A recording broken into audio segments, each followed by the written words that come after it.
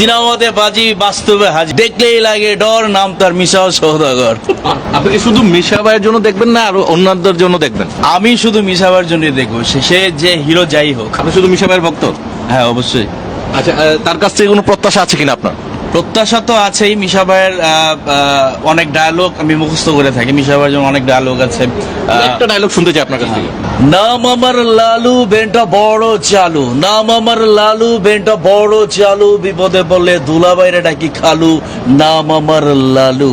এখন ওয়ালটন ফ্রিজ কিনে অনেকের মতো আপনিও হয়ে যেতে পারেন মিলেনিয়ার। সেরা পণ্যের সেরা অফার, ওয়ালটন মিলেনিয়ার। মুসির নজর পায়ে আর মুসল্লির নজর কপালে, আরে টাইগার টকর নজর শত্রুর জানে। নাম আমার টাটা, আমি মার্বেল দেয়া করি মাইশের চান্দি। উচ্চা ফাটায় ফেলামো খোদার কসম।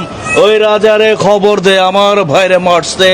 এত বড় সাহস রাজা পাইল কই? ওই রাজা বহুত বাজাইছস, আমি বাবলা এবার বাজাই দেবো তোর তবলা। সিনেমা কোন জায়গাটা আপনার কাছে ভালো লেগেছে? আমি তো মিশা সওদাগরের ফ্যান। তার ডায়লগ, ডেলিভারি সবই ভালো লাগছে। বুবলির অ্যাক্টিং ভালো লাগে, রোশনও ভালো করছে, ওভারঅল ভালো ছিল। ওনাকে নিয়ে কিন্তু প্রধানকে নিয়ে কিন্তু ক্যারেক্টারটা খুব ভালো হয়েছিল এবং ওনার গল্পটাই কিন্তু ওনার প্রথমে একটা ডায়লগ ছিল, লালা যেমন কি যেন ভুলে গেছি, যাই হোক মানে ডায়লগটা আমি খুবই মন দিয়ে দেখছি। যে মিশা ভাই আপনি যে নকল করেন, এটা কি মিশা ভাই জানে কিনা? মিশা ভাই জানি কিনা এখনো জানি না, তো ট্রাই করে যাচ্ছি, যদি কখনো দেখা হয় বা জানে। কখনো দেখা হয়েছে? দু একবার দেখছি। আচ্ছা, বলছিলেন তাকে? না, সাহস নেই বলে। মানে যদি কখনো দেখা হয় আবার কি বলবেন? আসলে এখনো ওই সাহসটা হয় না, সাহসটা হোক তারপর। কারণ উনি সিনেমাতে বাজি বাস্তবে হাজি, আপনারা সকলেই জানেন।